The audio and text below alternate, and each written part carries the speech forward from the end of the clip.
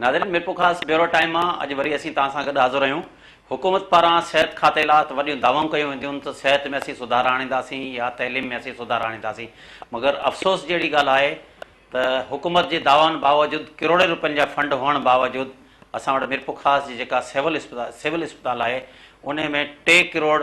83 लख रुपए जो फंड अचे थो, जेको उनजे दवाउनि जे मद में। उन खां अलावा 70 खां वधीक जेके हिते डॉक्टर कमु कनि था। मगर मिरपुर ख़ास सिविल इस्पताल हमेशह इहा रवायत रही आहे त हीअ रेफर सेंटर इन जे नाले सां मशहूरु आहे, त जेको बि मरीज़ अचे थो उनखे फौरी तौर ते हिन डॉक्टरनि जी रवायत रही आहे त हैदराबाद या कराची रेफर करे था छॾनि। छाजे करे असीं तव्हांखे ॿुधायूं त मिरपुर ख़ास डिवीज़न जे हेडक्वार्टर जी जेका मिरपुर ख़ास सिविल इस्पताल आहे, जंहिंमें मिठी खां तंहिंखां सवाइ उमरकोट, सांगड़, टंडो लहर जा जेके ग़रीब जेके मिसकिन माण्हू हिते अचनि था, मगर हिते जे डॉक्टरनि जो रवैयो इहो हूंदो आहे त इन्हनि खे रेफर करे ॿियनि पासे मोकिले छॾींदा आहिनि। जेके माण्हू सख़्तु परेशान थींदा आहिनि ऐं ताज़ो जेको हिन वक़्तु सख़्तु गर्मी जी लहर आहे, जंहिंमें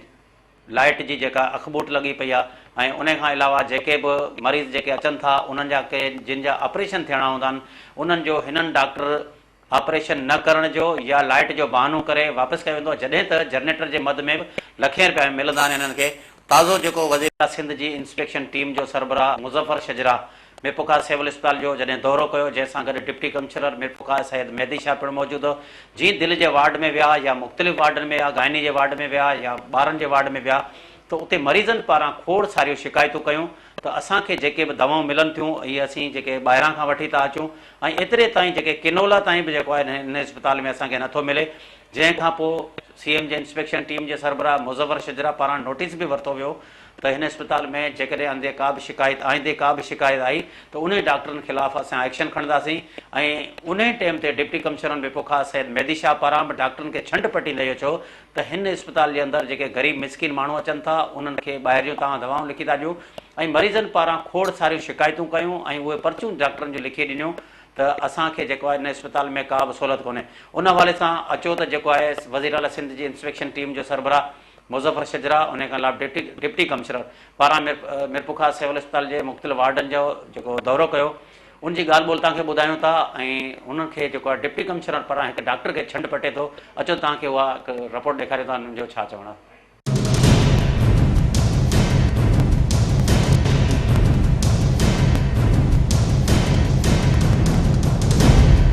अलाए छा थी वियो डॉक्टरनि खे यार, रबड़ बणिजी विया। ही सॼी तव्हांजी रिस्पॉन्सिबिलिटी आहे। हिते तव्हांजे राइट अंडर योर नोज़ छा हली रहियो आहे, दवाऊं हूंदे सूंदे त माण्हुनि खे ॿाहिरि जूं दवाऊं पिया लिखायो। तव्हांजा ही सभु डॉक्टर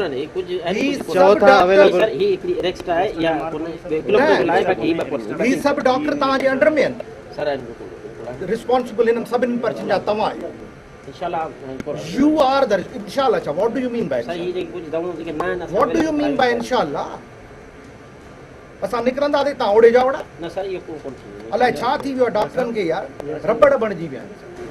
हथ खड़ी लॻे तव्हां असां इंशाल्लाह कोशिश करूं जेको दवाऊं हाणे का बि ॿाहिरि थी तव्हांजे राइट लेसेक्स हुई ना डॉक्टर साहब के वार्निंग ॾिनी अथसि, जेके डॉक्टर लिखनि था पिया ॿाहिरि उनखे साईं खे चयो त शोकाज़ ॾे, भले 21 ग्रेड जो हुजे 22 ग्रेड जो हुजे, शोकाज़ ॾियनि या पुछे न जेको थींदो आहे उनखां पुछे पुछाइणु ज़रूरु कनि पिया ईअं छो थियो आहे। हिन करे जेकॾहिं हाणे मूंखे मां कराची में मूंखे ख़बर पई त हिते हिन इस्पताल में तमामु तकलीफ़ ॾियनि था मरीज़नि खे ऐं दवाऊं बि कोन था ॾियनि, ख़ुशूसन सीज़रिंग ॿाहिरि था कराइनि पिया। हाणे सीज़रिंग अहिड़ी आहे जो अनपढ़ियल डॉक्टरनी बि करे सघे थी, कोई अहिड़ो मसइलो कोन्हे, चीर ॾियणो आहे ॿार खे ॿाहिरि कढणो आहे बसि, उहो बि ॿाहिरि वञे थो पियो, ॿाहिरि रेफर कनि था, दवाऊं बि ॿाहिरि रेफर कनि था पिया। त असां हाणे वञी इंशाल्लाह ताला एक्शन खणंदासीं हुते बि। त डॉक्टर साहब MS खे चए थो मां 20 ॾींहं थिया आहिनि, हिन करे हाणे 20 ॾींहंनि में असां हिनखे वार्निंग त ॾिनी आहे डॉक्टर साहब खे, वार्निंग ॾिनी अथसि त हीअ पंहिंजा क़िबिलो दुरुस्त कनि, छो जो गवर्नमेंट जॾहिं एॾियूं दवाऊं ॾिए थी पई, बकौल साईं जे त स्टॉक भरियो पियो आहे, तव्हां बि ॾिसी सघो था। ऐं असां हिन साल त गवर्नमेंट इहो कयो त मल्टी जेके नेशनल कंपनियूं आहिनि उन्हनि जी दवायूं असां रखियूं अथसीं। पहिरियां त लोकल दवायूं हूंदियूं, हाणे मल्टीनेशनल कंपनी जी दवायूं रखियूं आहिनि। हाणे अजीब लॻे थो त कंहिं डॉक्टर खे हथकड़ी हिते हणाए करे तव्हांजे साम्हूं जेल में विझराइजे, त इन करे फर्स्ट विज़िट ही मुंहिंजी वार्निंग आहे। मां पंहिंजी टीम छॾी थो वञा हिते, उहे वरी सूमर ते या अंगार ते वरी विज़िट कंदा। ऐं सफ़ाई जी नाक़िस इंतज़ाम आहे, दवायूं कोन थियूं मिलनि गरीबनि खे, मरीज़ तंग आहिनि वीचारा। ऐं हिते हिकु AC वेसी लही विया आहिनि, साईं वारनि को लिखियो कोन्हे, साईं वारनि खे चयो आहे जेकर गवर्नमेंट खे लिखियो अथव त असांखे तव्हां घटि में घटि ॿुधाइणु खपे त की असां हुन गवर्नमेंट खां तव्हांखे AC वठी ॾियूं। सर हिन खां अलावा हिते मेपुका सिविल हॉस्पिटल जी हमेशह रवायत रही आहे त हिननि खे जेको रेफर सेंटर कंदा आहिनि ऐं बराबरि में हिननि जो प्राइवेट अस्पताल उते हिननि मरीज़नि खे दाख़िल करे पैसनि जे हिकिड़ो डॉक्टर जे ख़िलाफ़ एक्शन खणंदो। हाणे हिकिड़ो तव्हां साफ़ ई ॿाहिरि मुंहिंजा ॿाहिरि आहियो, तव्हां मुंहिंजी मदद कयो। इहा त अॼु ॾिठोसीं, पर हाणे मुंहिंजी फस्ट विज़िट हुई, इन करे हिनखे फस्ट पहिरियों चइबो आहे त हुनखे थोरो दड़को ॾिजे, पोइ न त पोइ ॿुधण में देरि कोन थींदी। मां जीअं टंडे हलायर में डॉक्टर खे ॿधायो हुयुमि, मां नौशहर फेरोज़ में माई हुई डॉक्टराणी, त पोइ हुनखे माई खे छॾे करे ॿिए डॉक्टर खे ॿधायो, 2 स्टोर कीपर ॿधायो। हिते मुंहिंजो ख़्यालु हो त ॿधायां, पर गर्मी जे करे मां फस्ट विज़िट इन करे माफ़ु कयो अथऊं, वार्निंग ॾिनी तमामु, जेका न कंदा त मां ॿीहर ईंदुसि इनशाला। डॉक्टरनि जी खोट आहे, बिल्कुलु तव्हांजो इहो चवणु बिल्कुलु सही आहे, ऐं डॉक्टरनि जी खोट आहे, इहा पूरी कयूं था असां हिन जून में इनशाला पूरी थी वेंदी। सिचुएशन त ॾाढी नाज़ुक सूरत हाल आहे, ऐं अफ़सोस जहिड़ी ॻाल्हि आहे, असां वटि असल में मसइलो इहो आहे जो जेके इदारा आहिनि ऐं उन्हनि जा जेके माण्हू आहिनि उन्हनि पंहिंजो कमु करणु छॾे ॾिनो आहे। उनजो ई नतीजो आहे हिते असांजा डॉक्टर हज़रात जहिड़े तरीक़े सां उन्हनि खे कमु करणु खपे, पंहिंजी ईमानदारी सां ड्यूटी कोन पिया करनि। मसइला साईं ज़बरदस्त है, को शइ कोन मिले थो, ज़ुल्म है बिल्कुलु, ग़रीबनि खां हालत तमामु तंग है, ज़बरदस्त। न को सुई मिले, न को दवा मिले, अचनि चओ फिलाणे वटि वञो, या लिखी ॾियनि, या वञो हैदराबाद, या वञो कराची, हाणे ग़रीब माण्हू वञे केॾां? आहे ज़ुल्म है, ख़ुदा जो कसम आहे,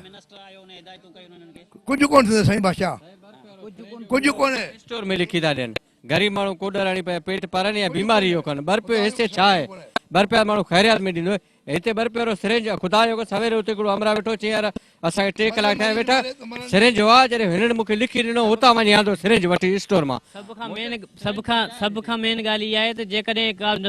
सिस्टरूं जेके ड्यूटी ते आहिनि उन्हनि खां इंजेक्शन लॻाइण जो चओ त हू चवनि थियूं त असांजी ड्यूटी ख़तमु आहे, ऐं उनखां अलावा कलाक ॾेढ उते वेही डिनर कनि थियूं हॉस्पिटल जो अंदरि। हाणे जेकॾहिं हिकिड़े पेशेंट खे तकलीफ़ आहे, जेकॾहिं हुन तकलीफ़ में हू गुज़ारे पियो त हू डेथ थी वञे, हू इंजेक्शन लॻाइण लाइ तयारु कोन्हनि, इंजेक्शन लॻाइण लाइ तयारु कोन्हनि उहे। अल्लाह जो रसूल इन्हनि खे हिदायत ॾे, ई को इंसानियत बचाइनि, इंसानियत जेके तमामु हिते तंग आहे, छा सम्झे। जेके बि हिकिड़ी मिसाल आहे, उन्हनि खे चवंदा का सुई लॻायो, गोरी लॻायो, त उहे नर्सूं जेके आहिनि सॼो ॾींहुं मोबाइल में मसरूफ़ आहिनि, ऐं डॉक्टराणियूं वॾियूं आहिनि कोन, अचनि थियूं पंहिंजो हाज़िरी लॻाए हली थियूं वञनि। सर हिते सभु जेके वेठा आहिनि सभु मज़ूरी ते वरितल आहिनि, न को डॉक्टर आहे, न को कुझु, सभु ॿाहिरां झलियल आहिनि। हिते सुबुह जो दवा वियो आहियां जेको कढाइण रत, उहो बि मिड़े ई ॼट हिकिड़े रत कढियो जेको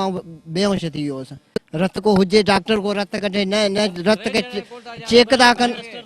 उन बि कुझु बि कोन चयो आहे, उन मिड़े ई अची हा बाबा सभु मसइला हल, का ॻाल्हि कोन आहे अस्पताल में। हली वाशरूम जी हालत ॾिसो, माण्हू ख़ाली अंदरि नथो ढरी सघे,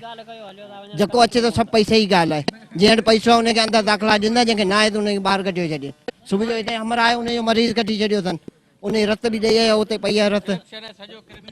सर उनखां अलावा चंद डॉक्टराणियूं अहिड़ियूं आहिनि जेके ॾिसनि थियूं डिलीवरी केस आहे उनखे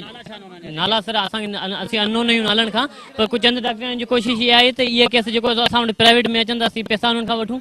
इहे पैसनि जे करे डिलीवरी असीं करे छॾूं, हिते सिविल में न थिए हिननि जी, ऐं उहो उनखे ईअं पेश अचनि थियूं ताकी उहो मजबूर थी करे हॉस्पिटल मां वञे ऐं प्राइवेट में असां वटि अचे। सो इहे सभु मसइला हिन हॉस्पिटल में आहिनि। यार मां रत ग्रुप जे लाइ वठणु वियुसि, बैग चवंदा आहिनि छा, हर को सर्जन वग़ैरह सभिनि साइन बि करे ॾिनियूं, बाक़ी लेबॉरेटरी वारनि हुननि असांखे कुझु बि कोन, लेबॉरेटरी वारा चवंदा असां वटि आहिनि ई कोन, गवर्नमेंट ॾिए ई कान थी असांखे, असां किथां ॾियूं किथां न ॾियूं। स्टोर ऑर्डर बि वियासीं, पैसा उते पैसनि खां वठी आयासीं न, उनखे पैसनि खां वठी आयासीं सरकारी हवाले सां, 3 ॾींहं थियासीं त रुलूं पिया, के चवनि पिया 8 महीना, को चवनि पिया हींअर ते ॼणे 10 मिनट फ़र्क़ु, तव्हां पाण ॾिसो भाई हींअर, बाक़ी हाणे हीअं कहिड़ी ॻाल्हि थी। सही मिरपुका सिविल सरकारी हुअण जे बावजूद बि प्राइवेट लॻी पई आहे, हिते ग़रीब माण्हू खे का फैसिलिटी कोन्हे, जेके बि दवाऊं अचनि पियूं ॿाहिरां अचनि पियूं, हालांकि जेके टेस्टूं थियनि पियूं उन्हनि ते बि जेकी मुक़ररु फीस सरकारी लॻल आहे उन खां बि अलावा वधीक करे वठनि पिया, हिते का बि सहूलियत मौजूदु न आहे, ऐं डॉक्टर ही डॉक्टर ही मरीज़ असांजा आहिनि ॿ उन्हनि खे ही वक्ती तौर जेके हले पियो गैस्ट्रो या दस्त उन में मुब्तला आहिनि पर ही जेकी बि दवाऊं आहिनि इहे प्राइवेट आहिनि ॿाहिरां मिलियूं आहिनि ऐं डॉक्टर हितां खां न ॾिनियूं आहिनि हिते कोर्स घर लॻो पियो आहे अवाम जेके हिते माण्हू खे का फैसिलिटी न आहे हिते मौजूदा को सिविल सर्जन बि न आहे ऐं 8ठी सतह ते जेके माण्हू आहिनि उहे कमु कनि पिया ऐं सिविल जो निज़ाम जेको धर्म भरम सॼो दवा गोरी 12 वठी आयो यार 12 वठी आयो लिखी ॾियो 12 वठी आयो हिते हुई बस नाज़रीन हिन रिपोर्ट में तव्हां इहो ॾिठो हूंदो त डॉक्टरनि पाण एतिराफ़ कंदे जेको आहे CM जी इंस्पेक्शन टीम जे सरबराह मुज़फ़र शजरा जे साम्हूं इहो चयो त आईंदा असां खां इहा ग़लती कोन थींदी असीं दवाऊं जेके आहिनि इस्पतालियूं लिखी ॾींदासीं मगर असीं तव्हांखे ॿुधायूं त हितां जा जेके दाख़िल मरीज़ आहिनि या उन्हनि सां गॾु जेके अटेंडेंट्स आहिनि उन्हनि जा तव्हां वीचार ॿुधा हूंदा त हुननि जो चवणो त जेकॾहिं गाइनी वार्ड में हितां के औरतूं दाख़िल थियनि थियूं त ही एतिरे ताईं त जेको असांखे पहिरीं त दाख़िल कोन कंदा आहिनि अगरि दाख़िल कंदा आहिनि न असांखे दवा मिलंदी आहे न गोरी मिलंदी आहे करोड़े रुपयनि जा फंड अचनि था उहे फंड खायो वञनि था उहे करप्शन जे वर चढ़ियो वञनि था ऐं हिन इस्पताल में हमेशह जेके मरीज़ अचनि था हिननि खे दाख़िल नथो कयो वञे हिते चूंडियल नुमाइंदनि वटि जेकॾहिं वञनि था उहे नथा मिलनि उन खां पोइ एतिजाज वग़ैरह कनि था मगर हिते मरीज़नि खे का बि सहूलियत नथी मिले नाज़रीन वठूं था नंढी साई खां पोइ तव्हां सां गॾु हाज़िर थींदासीं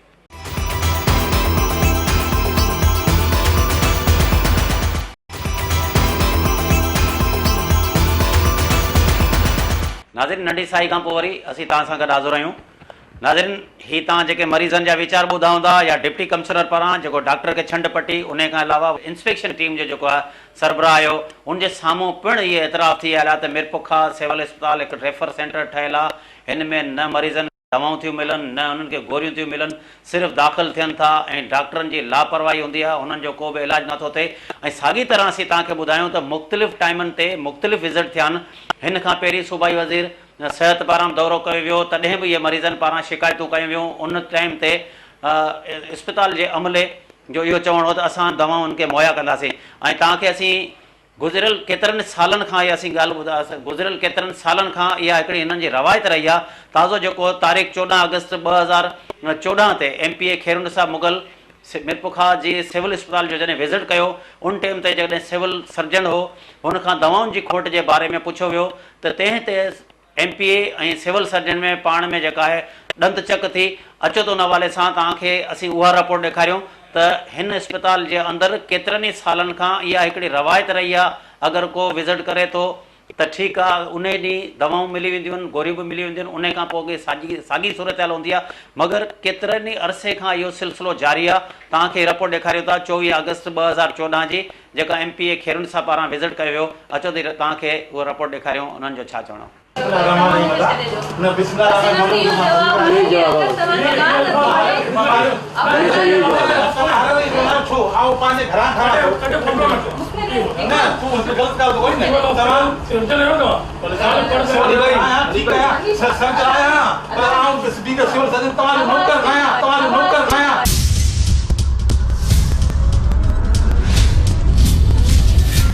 मुझे बताइए कि इस पर क्या चीज है ठीक चाप चिकन जो आउं न गाले छो भाई ना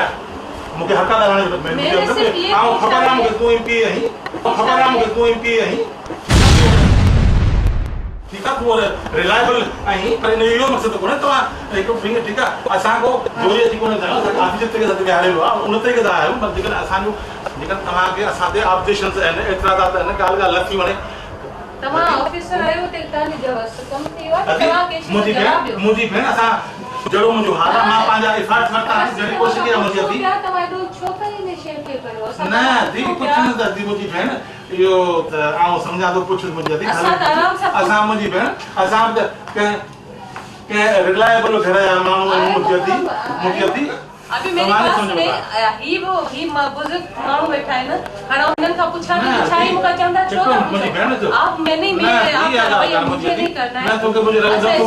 वो नहीं कुछ जगह लगाने का आती अदा थोड़ा मुका गाला भले गाला मुझे ठीक है अगर हर वक्त आपके पास ये जवाब होता है कि निकलवा दे अगर आप खुद तो मैं किसी को निकलवाने के लिए तो नहीं यहाँ पर बैठी ये दवाओं वगैरह की जो बजट है अगर वो तो एकदम से हाइपर हो रहे तो आप कोई ऐसा जो मुझे बताइए तो मुझे ये बताइए तू चाहे लाने से दिए वो तो गवर्नमेंट ला तू गवर्नमेंट ऑफिस तो कौन कहां है तो यहाँ से दूर से चो भाई मैं यू कैन से या तो अब आप लोग जवाब तो सुन रहे हैं ना बिल्कुलु मां जवाब ॾींदुसि ऐं बिल्कुलु चवंदो रहंदुसि, बिल्कुलु मां जवाब ॾींदुसि ऐं बिल्कुलु चवंदो रहंदुसि। हा मां जेका आयो आहियां हिते को डिक्टेशन वठणु कोन्हे, डिक्टेशन वठणु कोन्हे, जेको मुझे फर्ज है मैं पूरा हम लोग डिक्टेशन दे रहे हैं आप लोगों को। आप मुझे बताएं, आप सीनियर खड़े हुए कि हम लोग आपको डिक्टेशन दे रहे हैं। नाज़रीन ही 2014 जी असां जेको तव्हांखे शार्ट ॾेखारिया आहिनि या न पंहिंजे नाज़रीन खे या सिर्फ़ु इन करे जेका असां नंढी रिपोर्ट तव्हांखे इन करे ॾेखारी आहे त हिन इस्पताल जे अंदरि केतिरनि ई सालनि खां जेको आहे दवाउनि जी खोट रही आहे, माण्हुनि जी शिकायतूं रहियूं आहिनि। चूंडियल नुमाइंदनि खे जेकॾहिं वञनि था विज़िट करणु त उन्हनि जी जेकॾहिं इहा हालत आहे त तव्हां पाण इन वञा हिकिड़ो अंदाज़ो लॻाए सघंदव त हिन इस्पताल जी केतिरी सालनि खां करे इहा सूरत हाल आहे। मगर अफ़सोस जी ॻाल्हि आहे त हिते जा जेके चूंडियल नुमाइंदा आहिनि उहो कुझु बि ध्यानु नथा ॾियनि। उन हवाले सां हिन वक़्तु असां गॾु जेको समाजी अॻवान वकील कांजी राणो भील त असां गॾु वीडियो लिंक ते मौजूदु आहे, हुन सां ॻाल्हि ॿोल था करियूं त हुनजा छा चवणा। कांजी तव्हां असांखे ॿुधाइजो, सिविल अस्पताल डिवीज़न जे हेडक्वार्टर जी अस्पताल आहे, सूबाई वज़ीर सिहत बि विज़िट कया हुआ, उन खां अलावा हींअर ताज़ो मुज़फ़र शिजरा पारां पोइ इहो विज़िट कयो, मगर छाजे करे हिते जे माण्हुनि खे अञा ताईं गोरी बि कोन थी मिले, न ई का दवा मिले थी। ही सिविल अस्पताल में हूँ तो ओवरऑल सॼे सिंध में जो सिविल अस्पतालनि जी जेका सूरत हाल आहे उते डॉक्टर ड्यूटियूं कोन था करे। मिरपुखा जिते तमामु ॾूर इलाइक़े खां जेको 150 खां 200 किलोमीटर अचेतर खां वठी मिठी खां उमरकोट जा माण्हू हिते अचनि था। हीअ पर उनजे बावजूदु हिते जेको आहे सो डॉक्टर जेके पंहिंजूं निजी अस्पतालूं आहिनि या पंहिंजा निजी जेके आहिनि सेंटर उते उहे पिया हलाइनि ऐं उते अस्पताल ते ड्यूटी कोन था कनि। तक़रीबन हिते मिरपुखा सिविल अस्पताल ईअं सम्झो 60% जेके डॉक्टर आहिनि उहे ड्यूटियूं ई कोन था कनि ऐं इहा सिविल अस्पताल जेका असां डिस्पेंसरियुनि जे हवाले एमरजेंसी में हिकिड़ो डॉक्टर उते वेठल हूंदो आहे। ॿिया जेके डॉक्टर आहिनि अक्सर ऑन कॉल या कंहिं टाइम ज़रूरत पए को वॾो माण्हू अचे घुराए ऐं करे पंहिंजे निजी अस्पताल विकिणी करे उहे अक्सर दवाऊं उते विकियूं वञनि थियूं। मरीज़नि खे जेका आहे सा हीअ सिर्फ़ु पर्चियूं लिखी ॾींदा आहिनि ऐं उहे जेके वीचारा वञी शहर में जेके प्राइवेट दवा कोन्हे हीअ सिविल अस्पताल मिरपुखास हाणे सिविल अस्पताल त हिनखे नथो चई सघिजे, हीअ रेफर सेंटर आहे। 80 खां 90% मरीज़ सिर्फ़ु रेफर कया वेंदा आहिनि छाकाणि त डॉक्टर न हुजण जे करे ड्यूटी ते ऐं उन में जेको आहे सो सिविल सर्जन खां वठी ऐं ॿिया जेके बि आहिनि उन्हनि सभिनी जी मंथली आहे हू उन्हनि में पैसा था वठनि ऐं दवाऊं विकिणी करे हिननि सभिनि जो हिसोपति करे नानी वेड़ो ठाहे करे अस्पताल जी जेका असां इहा सूरत हाल कई अथनि। मतिलबु सरकारी अस्पताल में अक्सर ग़रीब मरीज़ अचनि था, छा डॉक्टरनि जो उन्हनि सां रवैयो सही आहे या ही उहो ई रेफर सेंटर ते ठहियलु आहे? ही जेके बि ग़रीब मिसकिन माण्हू अचनि था उन्हनि खे जेको आहे सो हुननि जो रवैये में मुराद इहे चवंदा आहिनि त बाबा डॉक्टर आहे कोन, हलिया वञो, हीअ दवा कोन्हे ऐं उन्हनि खे एॾो ई तंग कंदा आहिनि, मजबूर थी वीचारा को के ॿिए पासे वेंदा आहिनि या निजी अस्पताल। हाणे ग़रीब मिसकिन माण्हू उते पिया हूंदा आहिनि, तड़पंदा पिया, उन्हनि पैसा न हूंदा आहिनि जेको निजी अस्पताल वञी इलाजु कराइनि या उतां खां दवा वठनि त ऐं हितां जी इंतिज़ामिया जेका छा उहा ख़ामोश तमाशा बणियल आहे। दौरा त रोज़ इहो मीडिया में ॾेखारण लाइ कया था वञनि पर अमली क़दम को बि कोन थो कयो। कंहिं डॉक्टर खे जेको हितां सस्पेंड कोन थो कयो वञे, कंहिंखे जेको आहे उनजे ख़िलाफ़ का डिपार्टमेंटल कार्रवाई कोन थी थिए। अहिड़े क़िस्म जी का मॉनिटरिंग कमेटी न आहे जेका आहे असां DC या कमिश्नर खे घुरिजे त बाक़ाइदे हिन अस्पताल जे लाइ हिकिड़ी का मॉनिटरिंग कमेटी ठाही वञे त उहो बाक़ाइदे जेको आहे टाइम टू टाइम उनखे जेको आहे सो वॉच कंदी रहे त डॉक्टर ड्यूटी कनि पिया या मरीज़नि खे दवाऊं जेके आहिनि से मिलनि पियूं या न।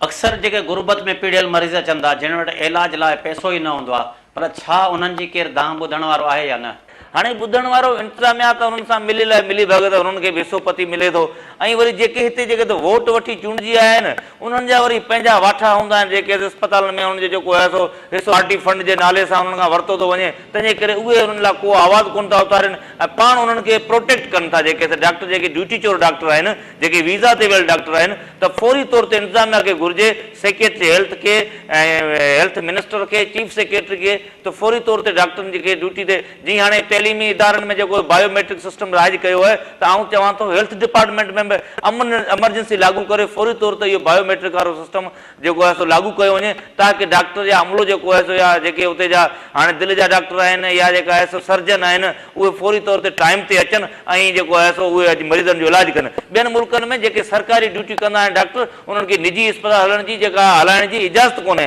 पर वाहिद असां वटि हिते आहे त उहे जेको आहे जॾहिं निजी अस्पतालूं हलाईंदा आहिनि त सरकारी अस्पताल में उते जेको आहे उन्हनि जो इलाज ई न कंदा आहिनि, अची वेंदा आहिनि। तंहिंजे करे सरकारी जेके मुलाज़िम डॉक्टर आहिनि या सरकारी पघार खणंदड़ जेके डॉक्टर आहिनि उन्हनि ते इहा बंदिश हुजणु खपे त हू पंहिंजूं निजी क्लिनिकूं या निजी अस्पतालूं न आहिनि। उनजे बजाए जेको आहे उन्हनि खे थोरो पघार भले वधाए मुआवज़ो ॾिनो वञे ऐं अञा हींअर बि उन्हनि जो तमामु सुठो पघार आहे पर उनजे बावजूद बि ड्यूटी चोर आहिनि, ड्यूटी नथा कनि। छा डॉक्टर पंहिंजे सरकारी अस्पताल में मरीज़नि खे मरीज़नि जी देखभाल कंदा आहिनि या प्राइवेट अस्पतालनि जो हुननि खे ॾस ॾींदा आहिनि? अक्सर हिकिड़ो त डॉक्टर पाण बाबा हिते जेको दवाऊं कोन, तव्हां रुली वेंदो हीअं, तव्हां अची वञो शाम जो, आउं 4 बजे या 2 बजे हुते वेंदुसि, तव्हां अची वञो, हुते तव्हांजो इलाज बि सुठो थी वेंदो ऐं अस्पताल बि सही आहे। हिते तव्हां ख़बर आहे त दवाऊं जेको आहे सरकारी अचनि थियूं, पोइ उहो को कहिड़ियूं आहिनि की माना हुनखे अहिड़े तरीक़े सां जेको आहे हुनखे गाइड कंदा आहिनि ताकी जेको आहे बजाए हू पंहिंजो ऑपरेशन या दिलि में जे लाइ अस्पताल जे लाइ जेको आहे चेकअप हुते सरकारी अस्पताल में करण जे लाइ त हू जेको मजबूर थिए त हुनजी निजी क्लिनिक में वञी करे हुनखां हुते जेको आहे तमामु जेको आहे वधीक हुननि खां फीस वरिती वञे थी, त हू तंहिंजे करे मजबूरनि उहे माण्हू अक्सर जेके त माण्हू ज़ाहिर हुते वञी ॾेखारींदा आहिनि। हू ॿिया हुनजा कंपाउंडर या अमलो स्टाफ जेको आहे बाक़ाइदे हुननि खे गाइड कंदो आहे, तव्हां बाबा हिते डॉक्टर साहिब हुते जेको आहे वञो निजी अस्पताल, उते तव्हांजो इलाजु सही थींदो। कांजी तव्हांजी वॾी महिरबानी। नाज़रीन, ही समाजी अॻवान वकील कांजी राणो भेल जा तव्हां वीचार ॿुधा हूंदा। हिननि जो इहो पिणु चवणु हो त हिते जेके अस्पताल जे अंदरि मरीज़ अचनि था उन्हनि खे रेफर कयो थो वञे या हुननि जो इलाजु कोन थो कयो वञे। असीं तव्हांखे इहो ॿुधायूं त मीरपुखा सिविल अस्पताल जी इहा हिकिड़ी रवायत रही आहे, जीअं गाइनी वार्ड में जेके गुरबत में पीड़ियल जेके मरीज़ अचनि था उन्हनि खे इहे ई डॉक्टरियाणियूं जेके मौजूदु हूंदियूं आहिनि, इहे जेकॾहिं हिकु डॉक्टरियाणी सुबुह जो हूंदी आहे त वरी उहा उन सां गॾु जेका हुन सां गॾु ड्यूटी कंदी आहे त उहा वरी प्राइवेट अस्पताल में वेठल हूंदी आहे। एतिरे ताईं जेको बि मरीज़ ईंदो आहे हुननि खे जेका रेफर कयो वेंदो आहे हैदराबाद या कराची वञो, ऐं जेकॾहिं मरीज़ हुननि वटि प्राइवेट अस्पताल में वेंदो आहे त 20 खां 25 हज़ार रुपया वठी हुननि जो इलाजु कयो वेंदो आहे या हुननि जा ऑपरेशन कया वेंदा आहिनि। केतिरी दफ़ा हितां जे इंतिज़ामिया खे डिप्टी कमिश्नर या जेके हिन जे हेल्थ खाते वारनि खे इहे शिकायतूं हितां जे शहर वासियुनि तोड़े मीडिया में जेके ख़बरूं बि लॻियूं, उन बावजूदि हिन खाते हिन जेको गाइनी वार्ड आहे उनजी हमेशह इहा रवायत आहे, अॼु ताईं उहा रवायत बरक़रार आहे। ताज़ो जेको आहे CM इंस्पेक्शन टीम जो जेको आहे सरबराह मुज़फ़र शुजरा वियो, उते बि खोड़ सारनि औरतुनि पारां जेका आहिनि इहे शिकायतूं कयूं, मगर इहे जेके दौरा जेके सूबाई वज़ीर अचनि था या मिनिस्टर अचनि था या टीमुनि जा सरबराह अचनि था या ज़िले जी इंतिज़ामिया वञे थी, उन टाइम ते उतां जो जेको बि सिविल सर्जन मुक़ररु हूंदो आहे हुननि खे जेको उहो ई लोली पाप ॾेई रवानो करे छॾींदो आहे। हींअर ताज़ो जेको हिन विज़िट खां पोइ हिन वक़्तु मीरपुखा सिविल अस्पताल जी साॻी सूरत हाल आहे। ऐं हिन सां गॾु असीं तव्हांखे ॿुधायूं त जीअं ॿारनि जो वार्ड आहे त हिन वक़्तु जेको मीरपुखा सिविल अस्पताल 265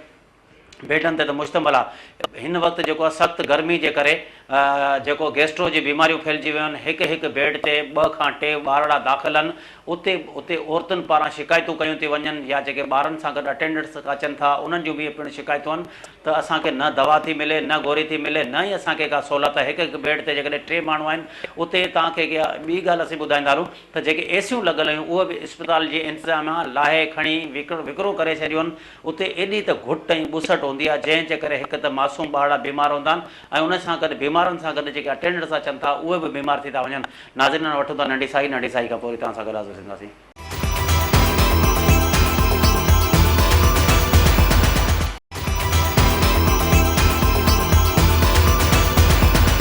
नाज़रीन, नंढी साई खां पोइ वरी असीं तव्हां सां गॾु हाज़िर आहियूं। नाज़रीन, मीरपुखा सिविल अस्पताल जे जेका मुख़्तलिफ़ वार्डनि जा या मुख़्तलिफ़ वार्डनि जो जेको विज़िट हो, उन जे माण्हुनि जा तव्हां जेके मरीज़ आहिनि उन्हनि जा तव्हां कमेंट्स ॿुधा हूंदा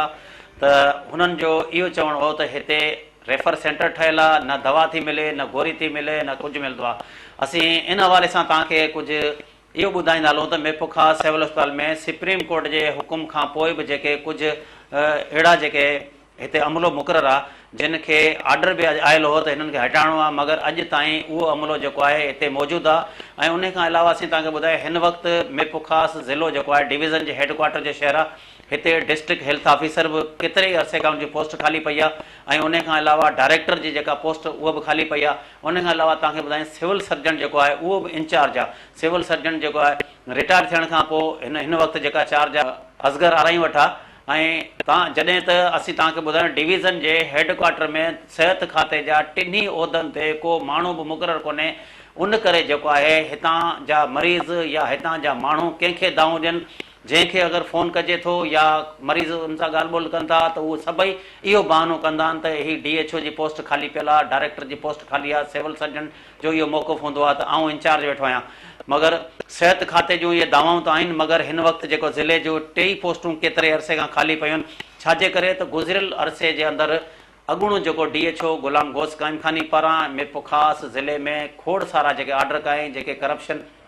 माण्हुनि खां पैसा वरिता नौकरियुनि जे बहाने सां, जंहिंखे एंटी करप्शन पारां जेको छापो हयो, हेल्थ जी टीमुनि पारां जेके इंक्वायरी कयूं, ऐं उन जे मुअतल थियण खां पोइ, उन ते एंटी करप्शन जो केस दाख़िल थियण खां पोइ मिरपुर ख़ासि ज़िले जे अंदरि केरु हिते अचण लाइ तयारु कोन्हे, जंहिंजे करे इहे सभई पोस्टूं ख़ाली पियूं आहिनि। हिन वक़्तु असीं तव्हांखे मिरपुर ख़ासि इस्पताल जी वधीक सूरत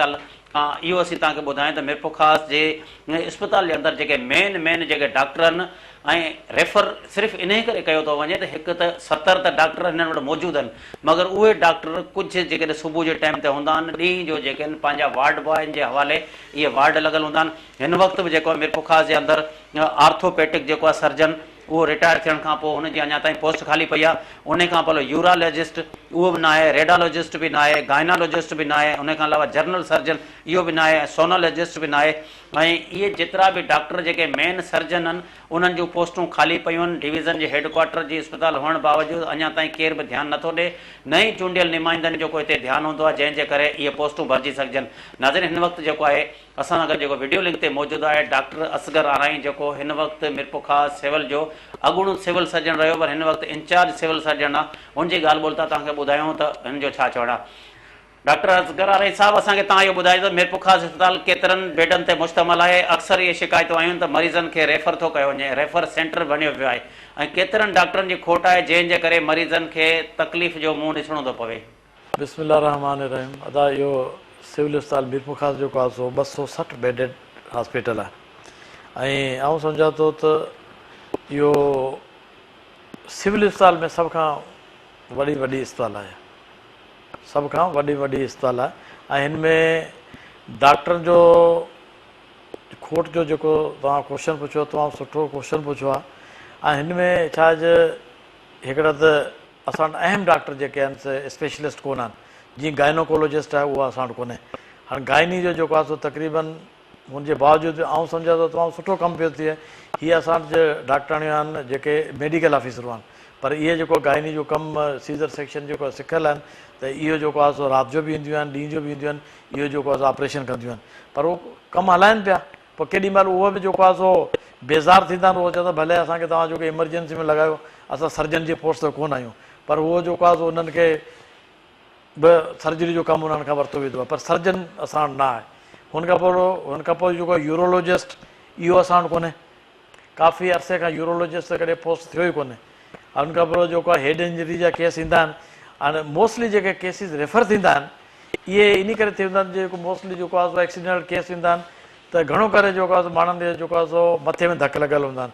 जंहिंखे हेड इंजरी चइबो आहे। हाणे हेड इंजरी में जेको आहे सो न्यूरो सर्जन जो हुअणु तमामु ज़रूरी आहे। ऐं जेकॾहिं हिन में न्यूरो सर्जन जो ओपिनियन हुजे या जेकॾहिं न्यूरो सर्जन हिन खे डील न कंदो त केस ख़राब बि थी वेंदो आहे, डेंजरस जेको आहे सो शकिल इख़्तियार करे सघिजो। तंहिंजे करे हुनखे मजबूरन जेको आहे सो न्यूरो सर्जन ॾे मोकिलिणो पवंदो आहे असांखे। हुनखां अलावा जेको आहे मेडिकल ऑफिसर असां वटि तमामु घटि आहिनि, जेको हर वार्ड में असां जेको आहे सो पूरा नथा करे सघूं। हुनखां अलावा जेको आहे सो लेडी डॉक्टर्स जी बि कुझु जेको असां वटि शॉर्टेज आहे, कमी आहे। तो इहे त जेको शोभा जेके आहिनि इहे त तमामु जेको आहे सो जेके ज़रूरी शोभा आहिनि, हिन में डॉक्टर असां वटि हुअणु खपनि। बकुल तव्हांजे गाइनी वार्ड में ऑपरेशन थियनि था, हिते त हमेशह इहा रवायत रही आहे त गाइनी वार्ड में ऑपरेशन कराइण बावजूदि प्राइवेट इस्पताल में मोकिलियो थो वञे। अॼु ताईं तव्हांखे केतिरा दफ़ा दरख़्वास्तूं मिलियूं आहिनि, कंहिं ते छाजे करे को एक्शन हिननि ते थियो आहे या न, जिन ते शिकायत मिले थी? हाणे ॻाल्हि इहा त इहे जीअं सीज़र जो मसइलो आहे, इहो जेको आहे सो हिन में छा हूंदो आहे, केॾी महिल ॿ टे कंडीशन्स अहिड़ियूं हूंदियूं आहिनि, जीअं हिकिड़ो प्लेसेंटा प्रीविया हूंदो आहे, त उन में जेको आहे सो और जेको आहे सो ॿार जे मुंहं जे अॻियां अची वेंदियूं आहिनि, हीअ चवंदी असांखे इहो ऑपरेशन कोन थो थिए।